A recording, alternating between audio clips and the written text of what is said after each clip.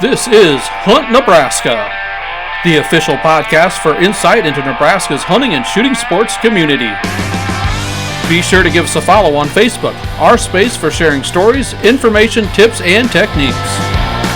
Now, Hunt Nebraska. Welcome into the Hunt Nebraska cabin. We are into the month of November. We got past pheasant season opener. Hopefully we all got a chance to get out for a little bit hunting pheasants. But now our attention is drawing closer and closer to one of the biggest hunting seasons all Nebraskans look forward to every year. And that is deer season coming up. Now many have been partaking in our archery season so far, but our firearm season is the 9-day firearm deer season is what many hunters circle their dates on years in advance, so they're ready to go for that hunting. And so we're excited to talk today about deer hunting, and we have brought in a guest to help talk about it. So why don't you go ahead and introduce yourself? Yep, my name is Luke Meduna. I'm the big game program manager for the game parks here. I oversee the deer, elk, and antelope programs. Very good. And I'm Kyle Gasson. I'm the hunter education coordinator here with Nebraska Game and Parks, and we also have... I'm Hershey with Game and Parks. So very good. We're, like I said, excited to talk about deer hunting. But before we get it, I've been doing this with a few of others. So we've had a few other program managers on here. We had John McKinney for our waterfowl. We've had Brian O'Connor on a couple of times here talking about pheasants and grouse and so on and so forth. But I've been kind of doing a little game with them. And Hershey, you played with us on one of the previous ones. But Have I really? Is this where Luke tells us his favorite other program manager? Is that's what he does? We could be doing I know that he's got a list. Yes. He's folks, if you haven't met Luke, he's very analytical. He has all sorts of lists, charts, graphs, all that. So I know that he's got it graded out. So, but that's not this game? That's that not different? this game. Okay. We'll be a little bit nicer. We're just going to play the lovely game of Would You Rather. Okay. So we can do on this one. So keep it on the deer theme a little bit. And look, you understand, would you rather you have to pick one or the other option of that? All right. And neither option necessarily is ideal either. That's the way the game goes. Yep. You got to pick between Or the lesser. both are really good. You have to choose which one's better. Okay. So for this one, would you rather hunt deer in early September or late December? You can only choose one. Oh, I got this one. It's got to be late December because mosquitoes. Bugs? Yes. I like September. I like early season hunting, but man, these last few years, the mosquitoes have been horrendous. Well, in September, you think, all right, that's a month in fall, right? But it's oftentimes just an extension of 95 summer. degrees. Yeah. You've got the crops that are usually still up here on the eastern half of the state.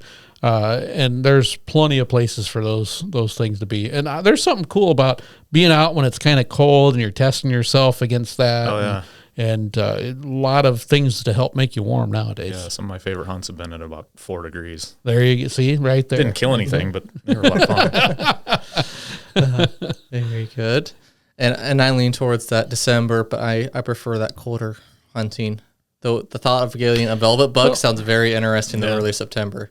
Yeah, I'd feel obligated then, just a little bit. But to be honest with you, I enjoy muzzleloader hunting, and when I get into that time of year, the colder the better. So, all right. Number 2, would you rather fill your deer tag opening morning, and so you can't hunt the rest of the season, or go out multiple times all season, see lots of deer, but never take a shot? So opening day success or hunt all season no success. So you're telling me I can only have one permit? One permit, yep, and that's all you get. Well, if I fill it opening morning, that means I killed the absolute deer that I wanted to kill. And that's probably a good thing. That's a good point. So I would probably lean that way. It means everything my whole season worked out, but yeah. And for me, like my opening season tends to start pretty early, so. And not just firearms. So. True.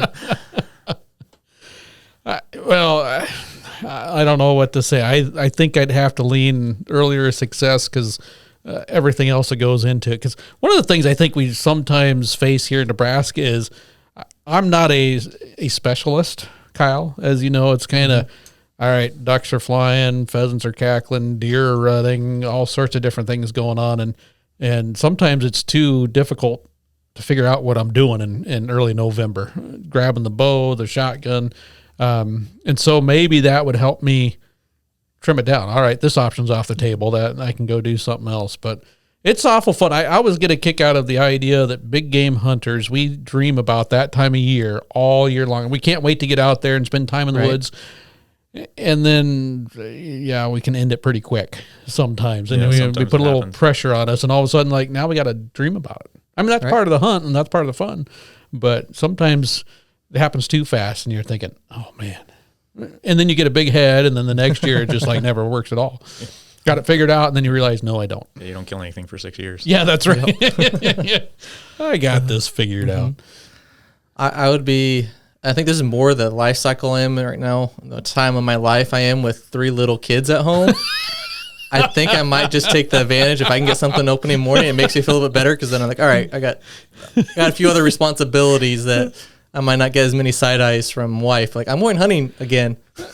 So have you guys done now I know, like I said, I've sold you already, Luke, as an analytical person. I assume I'm not the only one up there in that tree stand, especially with my bow, sitting there and deer walking around, and I'm doing that whole calculation. All right, how many more days can I sit? What's the weather going to be like? Is it going to have the right wind? How many more opportunities am I going to have? And that kind of slides the scale up or down depending on what I have in front of me and all that type of stuff. I've even had specific hunts where I'm thinking, what do I got to do tomorrow? If I arrow this deer successfully, am I going to have time to do what I need to do and all that? Or are we going out of town? I have shot some deer right before we went away for the holidays, and I was not a very popular guy that next morning as we're skinning out a deer before we pack the car and leave. But have you guys done that too? It's like, what do I got going on? Yeah, all the time. All the time. I've specifically not shot deer because of something going on the next morning, and then it's like, why was I in the tree tonight? Well, because I wanted to be. Yeah, exactly. And kids play into that quite a bit. I'm right there with you. There's a lot of it where it's like I've got to capitalize on the time I get to spend in a tree. And I know my dad had that dilemma. He was out hunting, and then he also coached me in basketball. Well, basketball starts in November, right during rifle season. So practice starts at 3:30. My dad shows up 10 minutes late. He goes, oh, yeah, everybody come out before we get started. Come see this buck I just shot. And it's the back of the truck there at the practice. Nebraska basketball. Yep. I like that. So, well, all right, one last one. This might go more towards what you were expecting for a Would You Rather here, Hershey. Okay. Would you rather hunt deer with 20 squirrels playing tag around your tree stand or hunt in a ground blind that's been sprayed by a skunk? Squirrels. Yeah, squirrels. Did I come prepared with 20 different arrows that day? Yeah, exactly. I was going to say, you got a solution to that. Skunk is there regardless. Many a deer hunt have turned into a squirrel hunt. I think all archers kind of learn that just because you're 15 foot up and it's a nice level shot or it looks like a downward angle, that arrow can still stick into a tree out of reach. But yeah, I agree. I'd rather go with the squirrels. It's kind of fun. I mean, that's part of the fun of just deer hunting, right? Seeing everything else that's going on around you, and squirrels are part of that and part of the state. Yeah. Yeah. And I would say just a quick sidebar of a story there. I had a deer hunt that involved a squirrel that kind of changed me fundamentally as a deer hunter. Ooh, this sounds like a title of a good story. Yeah. Here. So this was when I was in grad school. Was in Arkansas. Watched a squirrel. At that point, I was a poor grad student, and so most of my deer hunts turned into squirrel hunts because I was hungry. and so, but there was one squirrel that was working up and down this big white oak caching acorns. I couldn't get a shot on him about 3 trips down to the ground and back. By about the 4th trip, I realized he had taken the exact same route and paused on the same branches. As he went up? He went up and down, pausing, watching for predators. And then when he hit the ground, he'd go bury it then it was random. He did that same trip 17 times. Oh, my goodness. It only took a different route slightly once where he jumped, because he would jump from the big tree to a smaller tree and then work his way down. And he jumped at a different point on one trip, and would do the same thing going up and down the whole time. And so after about the fourth one, I'm like, I can't shoot him. I've got to watch him the whole time. And who knows how many deer walked past while I was watching that squirrel cache acorns for about 2 hours. That is interesting, because they do seem like a very random critter to begin with, but they've got. It was incredibly methodical, and that was something like for me sitting up in a tree is like I don't know that he was aware that I was even there. So it changed just how I viewed the world walking around me and all that, and patterns made you just pay attention to. Or I learned to pay attention to just everything going on and enjoy paying attention to everything going on. Not just be annoyed by squirrels and the such, but there's a lot of other stuff out there that God blesses you with in the course of an afternoon or a morning that there's so many other things that are so much bigger than just killing a deer. Yeah, and then that's all part of it. Yeah. What about you, Kyle? The joy of hunting. Are you going to go skunk? No, because the other part too, if a skunk sprays my blind, I don't know if I'm ever going to be able to recover that blind from that smell. It might be tough. So it might actually be losing a whole blind out of it too. But yeah, you might. Maybe not. You might. But then, But the other part too is I also consider, like, well, I might get used to the smell after a while, but I don't think you can get used to skunk smell. I don't think you should. I don't think that's I'm not something you should try to attain. So I mean, because if your nose goes deaf to the scent of skunk, then I think everyone else around you loses, Kyle. That doesn't smell that bad to me. Well, no, Kyle, it doesn't to you, but oh boy. All right, yeah. Okay. Well, I think that's enough to talk about skunks and hopefully squirrels here for a little bit. Maybe we'll get into a little bit about what people are tuning in for and wanting to listen about, and that's what's upcoming this deer season and kind of what hunters are kind of expecting out in the field. So, Luke, we'll put you on the hot seat right away. What's the deer population looking like so far this year, maybe compared to last year, and what should hunters expect? Yeah, I don't know that I've got a great grasp on like this year versus last year. I think, locally it's probably about the same, as what we saw last year. This year we should have had, just with the rainfall, the little bit different climate or, weather patterns, we should have had a good year for fawns on the ground. So I think we should be starting to rebuild. Obviously, these last couple of years we've been at, I'd refer to it as almost generational lows. Our buck harvest on both the whitetail and mule deer side is the lowest. Whitetail is the lowest since the early 90s. Mule deer is the lowest since about 1980. 2 years ago, the buck harvest for mule deer was lowest since 1977. So deer numbers are definitely down from what they've been historically. We've made a lot of changes within our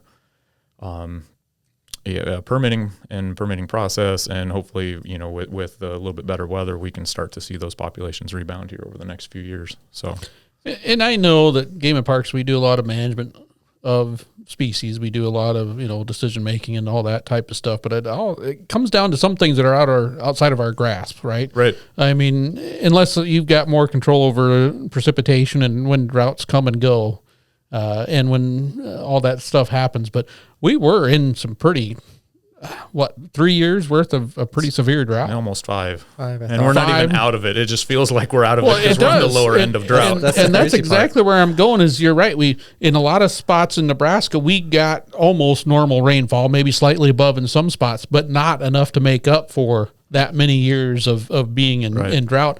And yep, things grew up in some areas nice, but it doesn't mean it recharged streams and ponds and stuff. We're still seeing some areas that are still under that. So, unfortunately, that's one of those challenges that as an agency and as a program manager, you get to deal with and try to think about, but you can't always, like I said, you can't always plan for it because who knows what the next 5 years are going to be like. Yeah.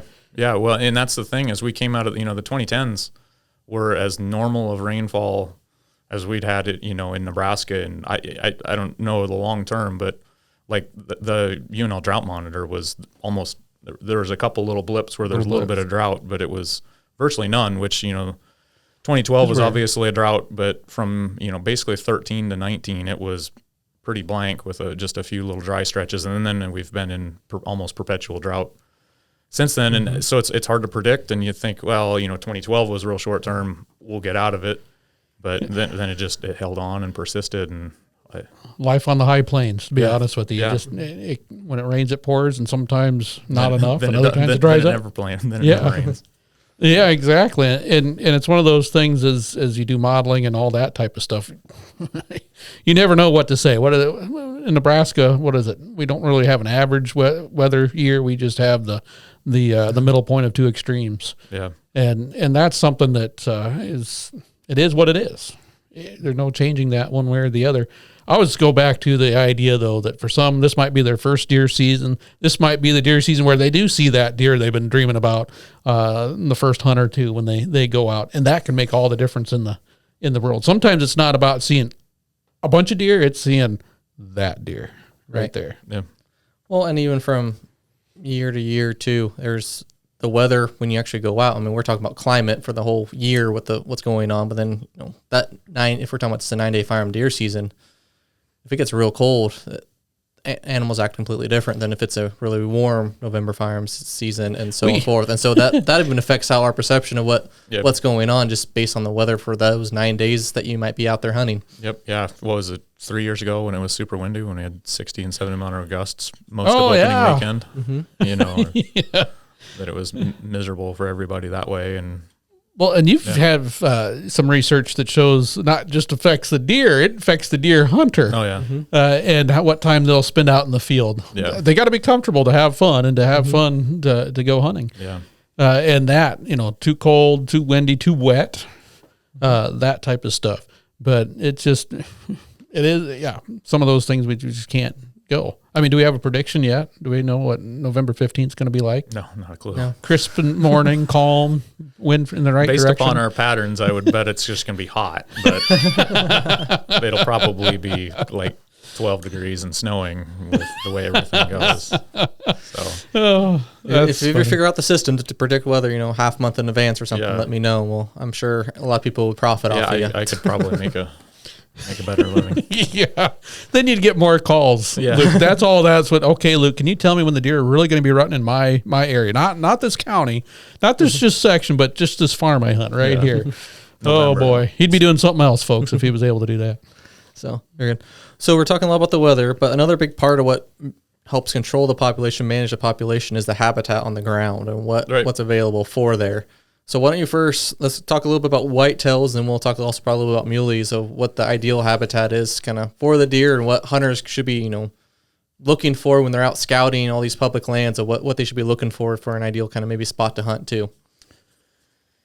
Yeah. Ideally, areas with some decent timber, a mix of, some cropland, some grassland, deer are an edge animal. So that's kind of what they're looking for. The more, a single square block is not as good as something that's got a real irregular perimeter. Having some topography to it is also going to be good. Whitetails, not just physical cover, but geographic cover. Or I shouldn't say, plant cover, but geographic cover helps them. Gotcha.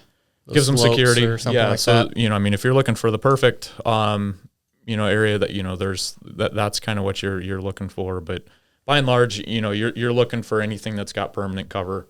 The greater the percentage of the landscape that's got permanent cover, whether it's trees, grass, wetlands, that type of stuff is always going to be better than areas that have been, permanently converted to row crop that, are not much more than dirt for 6 months out of the year. So that's not really deer habitat. So. Very good. And no, that sounds very similar to what for whitetails, but mule deer, you kind of see a little bit difference, maybe a little bit more different cover potentially there for mule deer, for those who are looking to get a mule deer tag this year, kind of what they expect to see out west. Yeah. Most of those areas you're looking at are going to be areas of, predominantly grasslands with the better areas are going to have a little mix of row crop that have got, just a little higher food value than what maybe a lot of the traditional grazed grasslands are going to have. If you got areas that have some sagebrush or, something like that, or grasslands that aren't dominated by, the annual grasses like cheatgrass and that they've shown that that's real detrimental to mule deer. Mule deer will avoid that, and so all those good quality grasslands, and again for mule deer, topography is going to be a big part. They will use areas that are fairly flat, but by and large they like topography for bedding, particularly during the day. So That's where they find their cover, where they find security covers in topography usually. And that's been my history in the past with mule deer. It's always been those canyon draws through pasture areas, because usually those have a little bit weedier type of, the heavier weeds there, or even plum thickets into those. That seems to be where I find them throughout all the bedding throughout the day, or going to and from in the evenings or mornings. So yeah, and that's what makes like Southwest Nebraska such great mule deer habitat, is that it's such a a lot of the tops are farmed, or even some of the bottoms, a little bit of farm, but it's the in between, it's the rough stuff, the elevation gain between the tops and bottoms that make it such good mule deer habitat. And for the most part, most of that is grassland. There's increasing cedars in a lot of that that they're aware of and working on to keep them from invading. But that's what makes that southwest part of the state such incredible mule deer habitat. Is if that's what you wanted to design for mule deer habitat, you couldn't get much better. Yep, I know. That's where I've been lucky. I got my deer last year from an area that was just walking from a plum thicket right next to a field edge on a grassland down into a pasture area. So it worked out well. Other than the deer decided I needed maybe a little bit cleaner shot. 120 yards standing, I was a little far forward, and it ran further than I wanted to run. So I had to track it down. But that was last year's story. This year will hopefully be different. Yeah. Now, if you're looking for somewhere to hunt, Hershey, I know you were kind of perusing it a little bit earlier with one of the guides in your hands, but where would somewhere be that somebody might want to, if they go, they drew a mule deer tag out west, but don't necessarily have the landowner contacts, where do they go to find out some spots to hunt? That's an excellent question. And I think we need to let the mule deer hunters actually answer that, because I've been around mostly whitetails most of my life. But if you're looking for still have a spot, now a lot of spots on private land are probably already locked up, but not all of them.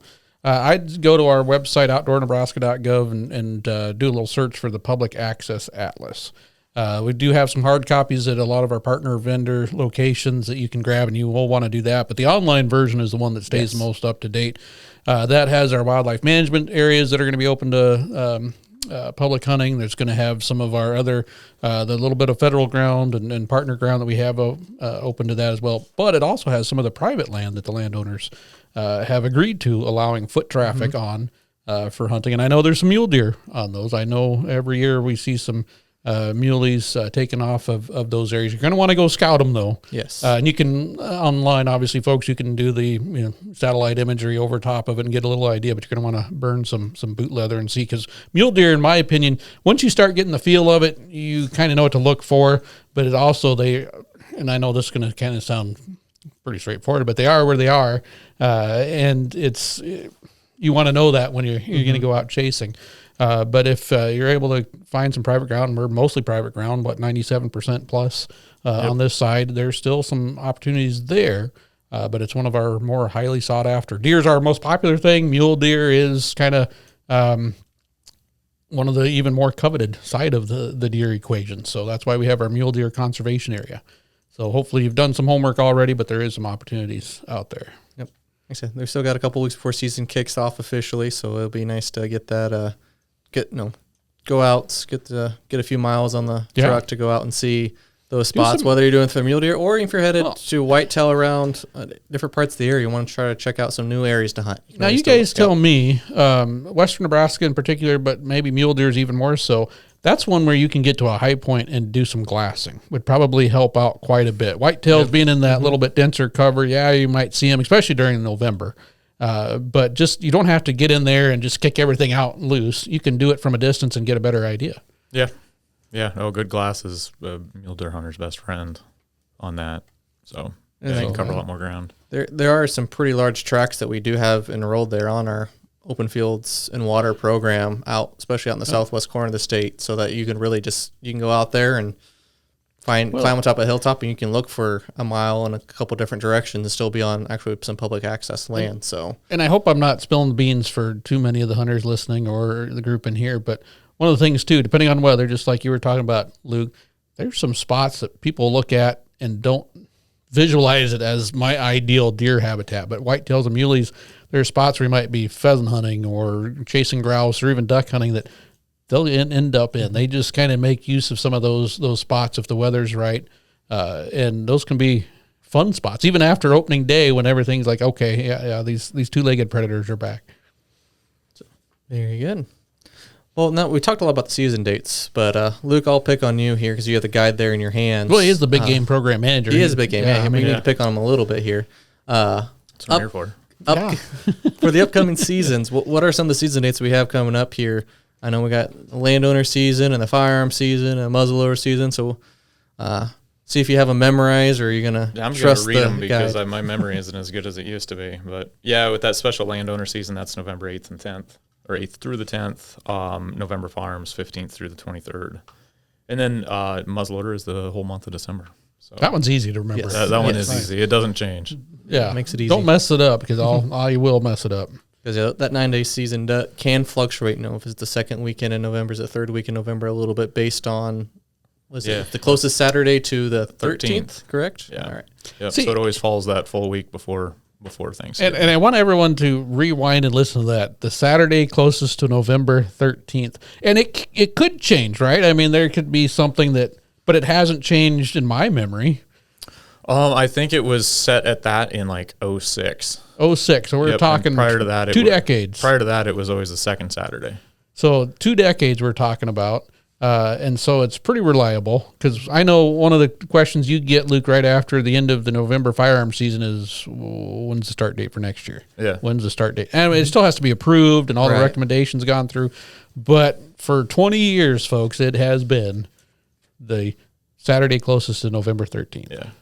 Good starting point. Yep. Yep. And so it always falls that full week, so it always ends the Sunday before Thanksgiving. And I think a lot of us kind of work it backwards. All right, where's Thanksgiving? Yep. All right, Yep. what's that Sunday before? Okay, now Yep, I'm that's back the easiest way. If you want to see what it is next year, just look at when's the fourth Thursday, and then it ends the Sunday before that. So. But you're right, Kyle. It is one of those things, depending on November and how many weekends fall and all that, it does cause some folks some undue stress, unneeded stress, because they're like, well, it's always the second Saturday. Nope, it's not. Yeah. Yeah. Sometimes it's I maybe had some Sometimes, but not experience when always. I was a previous profession as a CO that I maybe ran across that where it did kind of switch the weekends one year and had to maybe talk to a few people ahead of a weekend before the season actually opened. And you probably hear about those years more than anything else, where it shifts. Yeah. I mean, we hear about it some, and last year was one of those years when it jumped back from the 10th to the 16th. So. Yep. And now you're messing everything up because of the moon phase and all that Yeah. type of stuff, Yeah. and the high tide, low tide charts. So, all right. So we got the season dates, but most hunters already have all the requirements or legal requirements they need for it. But for those who are, I like to call the last minute planners, last second to get their deer permits, what are they looking for? What do they need to make sure they have for the upcoming season? Well, first and foremost, get a permit. There's still a number of them still available. A lot of those do get sold the last couple weeks before season. And obviously if you're hunting during firearm, you need to have the hunter orange requirements. Knowing that shooting hours are half hour before sunrise to half hour after sunset, and all that. Very good. Yeah, make sure, and if you're hunting on private land, make sure you have permission to be there. Absolutely. All those types of things. So those are the main four. And the one thing, if you've just moved here or this is your first year, you might hear some folks from other states saying, do I need to get my small game hunt permit along with my deer permit? And here in Nebraska, you don't have to do that, we're pretty friendly. That Yeah, way. in You that need a regard, deer yeah. permit. If you're 16 and above as a resident, you need that habitat stamp. Right, If you're habitat stamp. non-resident, make sure you have that habitat stamp regardless of age. But that's pretty darn handy.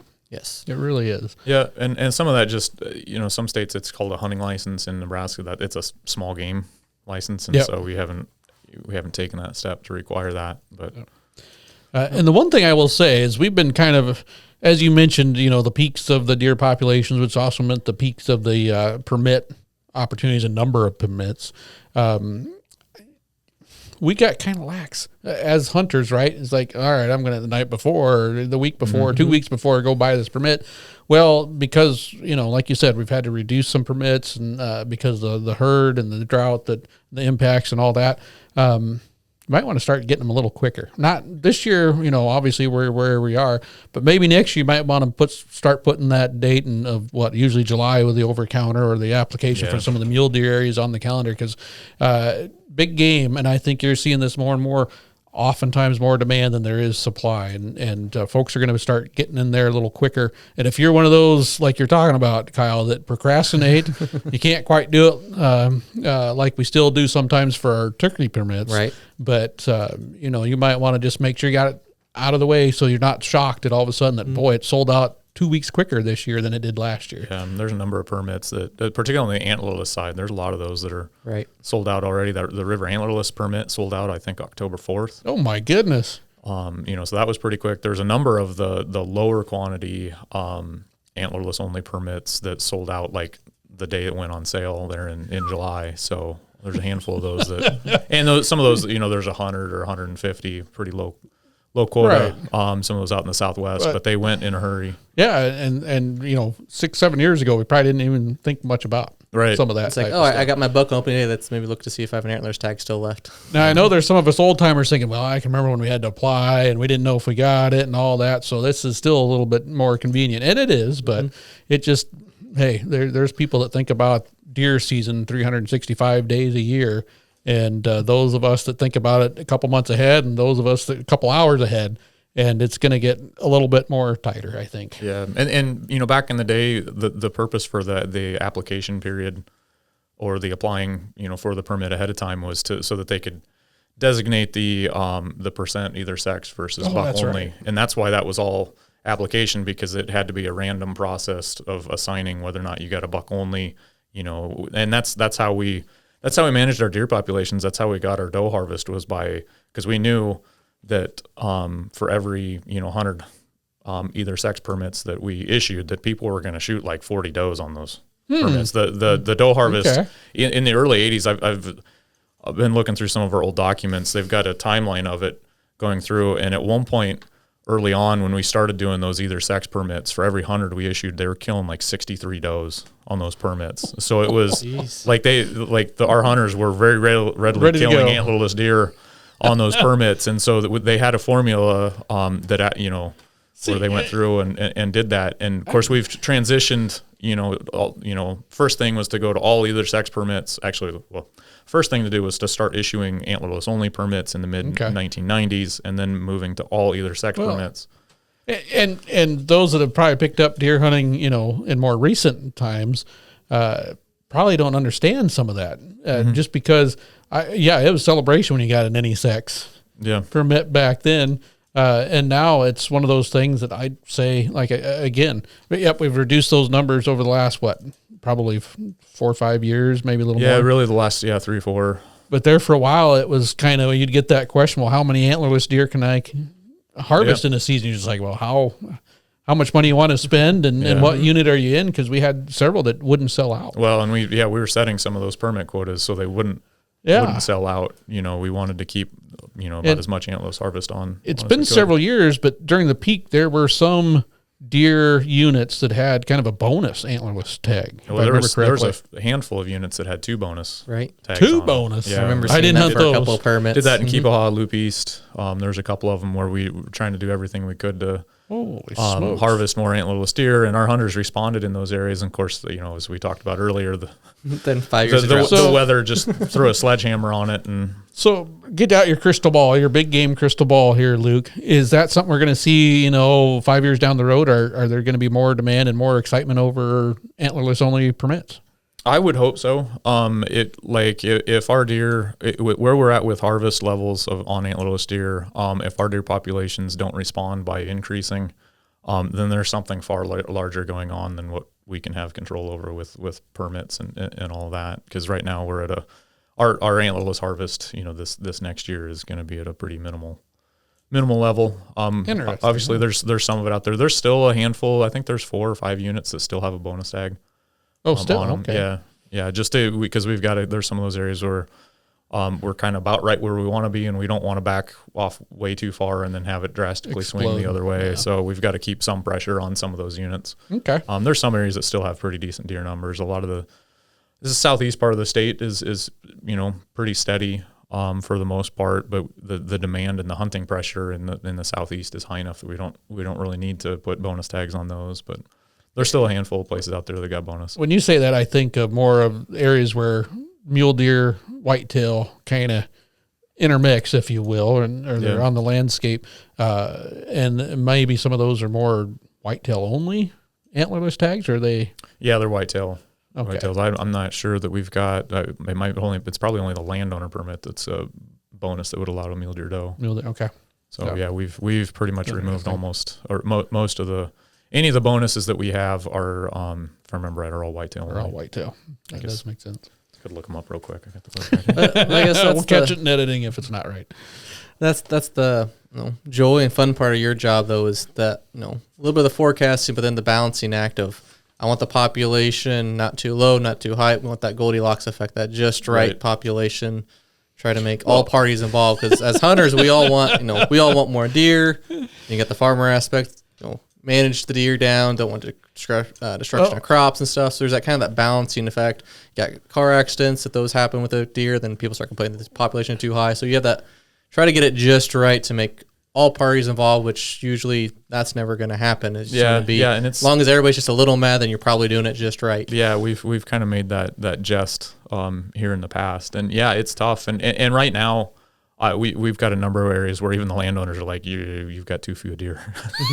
Like we've had that comment from a number of places. Even landowners that complained about too many deer 7-8 years ago are like, okay, we don't want to go this far. And the nice thing about some of those landowners, the farmers, the ranchers, I mean, they're out on the ground. They kind of have that baseline in their mind at times that all right, I should be seeing something and I'm not, or I'm seeing way too many in spots I'd not normal. Yeah, that is kind of, it'd be fun, but maybe not as exciting if you only had one type of person or individual to make happy, right? I mean, those that well, this is how many deer I want, Luke, and make that happen, rather than I don't want any deer, or I want every deer behind every tree and a couple bushes have two type things. But I'm sure we get it all. Yeah, it's a difficult balancing act for it all. Yeah. There's a bunch of people like deer too. Whether that's take pictures of them, see them at a state park, see them run across the front lawn, or in venison form. Yeah, and you mentioned the roadkill issue, I guess, if you will. One of the things we were able to get some information from the Department of Roads on vehicle strikes for deer over the last about the last 15 years, and this past year it was the lowest it's been since they've in their data set, and it's basically down 50% from what it was in 2019 and down 67% since the peak in 2009. So just to give you perspective, wow. And that's all assuming that vehicle strikes correlate with deer populations, which you would think that it would. Traffic rates have gone up just a little bit, but by and large, you'd think deer would cross the road at the same rate, in proportion to their population. And pretty interestingly, the buck harvest correlates very highly with the roadkill data. So when we always refer to buck harvest as an index. It turns out we're really not too far off, that it does work pretty well. Seen those. That is kind of interesting. You weren't kidding, Hershey. He does have the analytic mindset here. He has all the numbers figured out. And I didn't even mention an R-squared value or anything there. No, you haven't yet. That's a different podcast. The higher level math podcast here, we'll talking about it. No. Well, a couple other things I want to bring up too. When you're out hunting, any big game animals or turkeys, we do have a telecheck option for them, and then also for the 9-day season, also a physical check station that is an option as well. How are the numbers looking? Are we going to have a good number of those open again this year? I don't know the total. It's probably 95-ish check stations, might be about 90. That are going to be open for the 9-day firearm season. We've had a few of them quit on us with the lower numbers this past year, and it's just and part of the reason, to take a step back, last year was the first year that we allowed telecheck during the 9-day firearm season, aside from 2020. But 2020 was part of what showed us that our hunters readily adapted to telecheck, and we're ready for it. That's something that our hunters have been asking for during the firearm season for a number of years. So this past year we went with a hybrid approach where we're allowing people to either telecheck their deer that's call it in or go to the website. One of the cool things on the permit, there's a QR code that you can scan. It takes you to the check-in page and enters your permit number for you there, so you don't have that 10-digit number you've got to try to type in. So that QR code works fantastic. But yeah, so we're going with the hybrid approach again this year.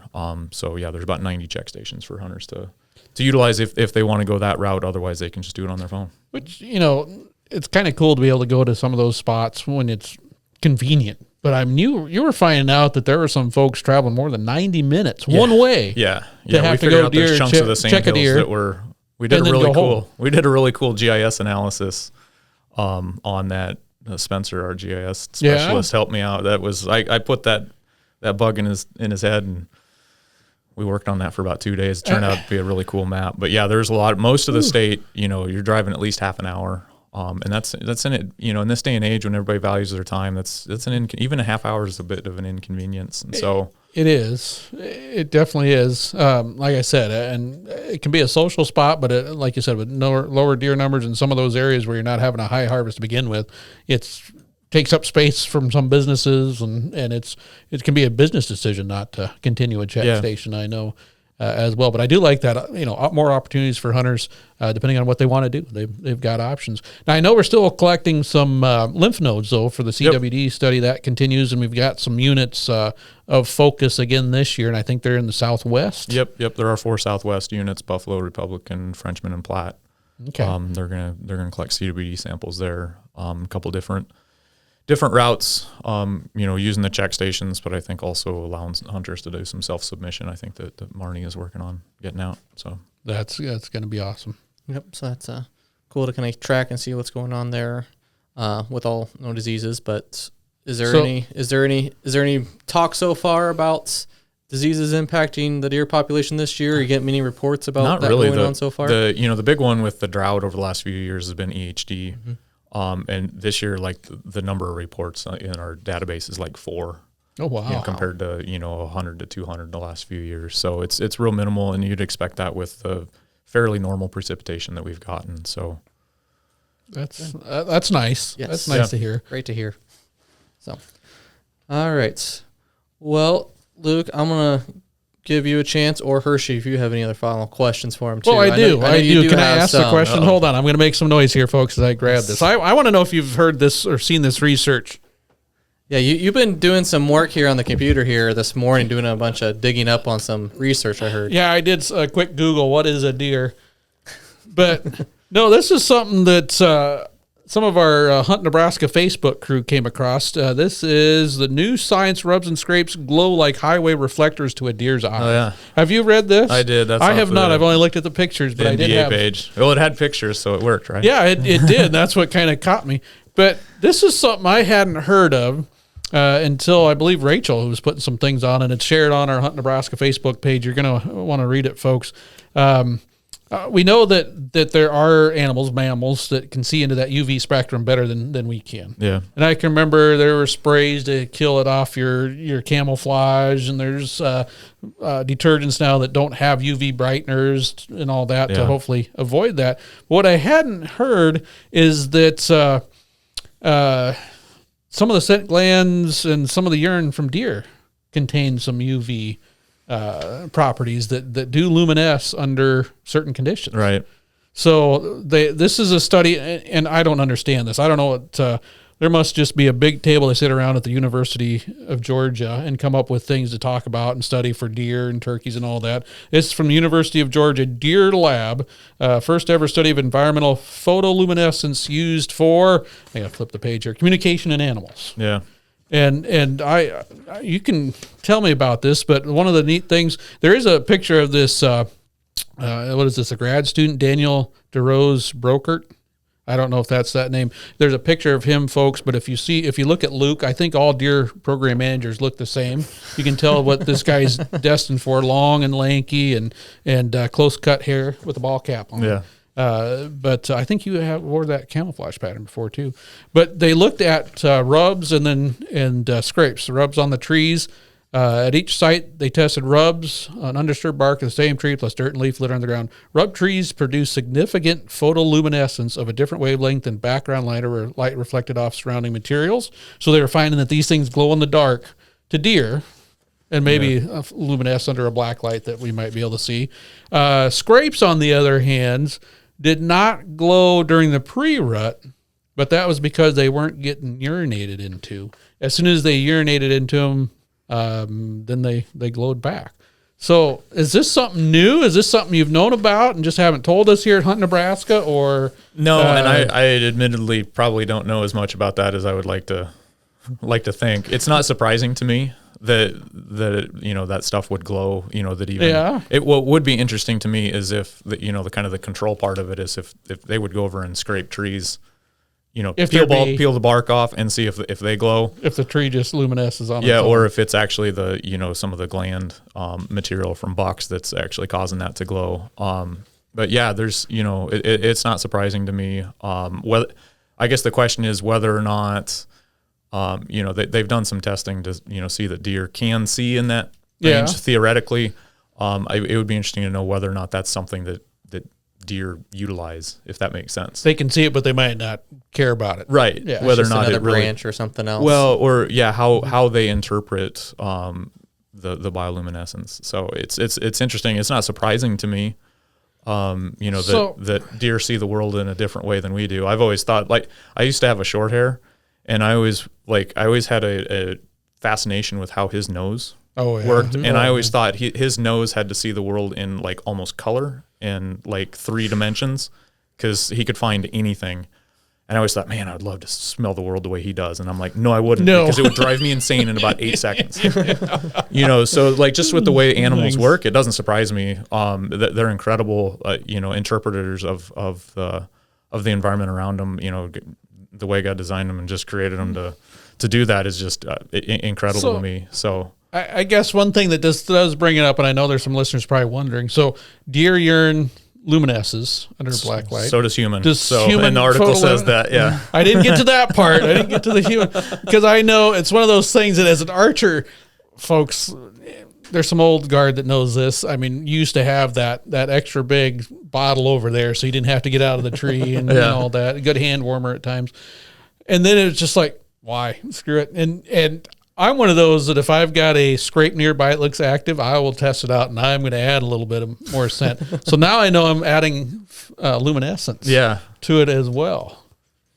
Interesting. Kind of gross, but interesting to say the least. Yeah. But it would be interesting now. We had to go rub some trees down. And can we actually see that, you think, with a black light? Oh, I'm sure you could.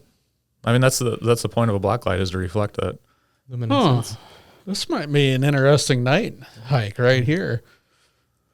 Like you said, I don't know if it's usable for us, but we were talking about something to do with the Hunter Ed conference after hours or something. Now we're going to go walking around the woods now with black lights to see what we can find any deer scrapes. Yeah. Well, and I think they said it's got to be, the urine has to be pretty fresh in those scrapes for it to luminesce. Either that, I assume the whole forest. You'd be shocked about what you walk through. So yeah, you could just see your footprints where it dried. Yeah. No, that interesting. Now, well, and I said, now it's interesting how to use this information, and how does the deer use this information? Like you said, does it change anything we do currently? Well, maybe not. If you have a black light to see how active scrapes are, maybe, but. I think it just adds to the allure. I really do. It's kind of like we bought into the lunar phases there for a while. We bought into, some of the, what do I want to say, the pressures and all that, and how cold it is impacts this. This is just another thing now. How well does your scrape glow? Yeah.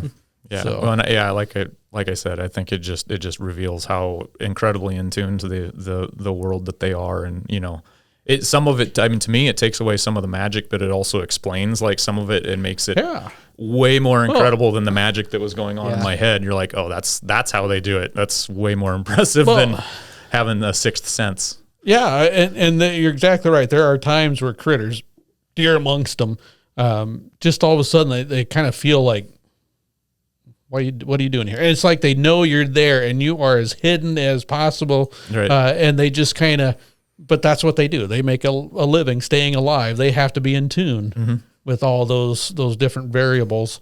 And like I said, Luke, they do it at a different level than we do. We look at a situation, we only see it through the eyes and experience that we have, and we try to make sense of critters that don't do that. Yeah. So that'll be interesting. Of course, now if there's any market in there for, special illuminating doe urine, someone's going to figure it out. It's that's my question. It's like, do you want to use that doe urine or anymore? Tank 69 with glow. I mean, I think we got a market here. Tanks, give me a call. So very good. Well, anything you want to make sure the rest of the deer hunters know here before deer season here, Luke, of things to do, keep in mind, or I guess just for one, you're climbing up a tree, be safe. We don't want to lose anybody going out there doing anything like that. Tie in, I brought one in. I got your fall arrest, or part of your fall arrest system here. Yeah. So I got your harness here. You still need your connect to your lifeline or rock climbing harness, saddle, whatever you're using. Mm-hmm. Make sure you're tying in. Your family wants you to come home safe. So perfect. You steal my one. I usually end with all the safety stuff with Hunter Ed. Well, you're a safety guy. He's a smart guy here. Yeah. So make sure you have that Blaze Orange. If you haven't taken Hunter Ed, there's still maybe a couple last minute classes available. So go ahead and get those Hunter Ed classes, or else do check out our exemption certificate for another option there. Otherwise, be safe out there. If you have any questions, post them down below, kind of what your plans are for deer season or your excitement for deer season. Or we haven't done this one yet. Maybe we should request everybody post the meme of their excitement level for this upcoming deer season. That could be an interesting one, or maybe a Facebook post ahead of season to judge excitement coming in. So there we go. We'll have to give it a try. So thank you so much, Luke, for coming in. We really do appreciate you Thanks for having me. This is fun. We'll try to bring you in maybe after season here when you have some of the time to go through some of the numbers to kind of give us an update of how it went.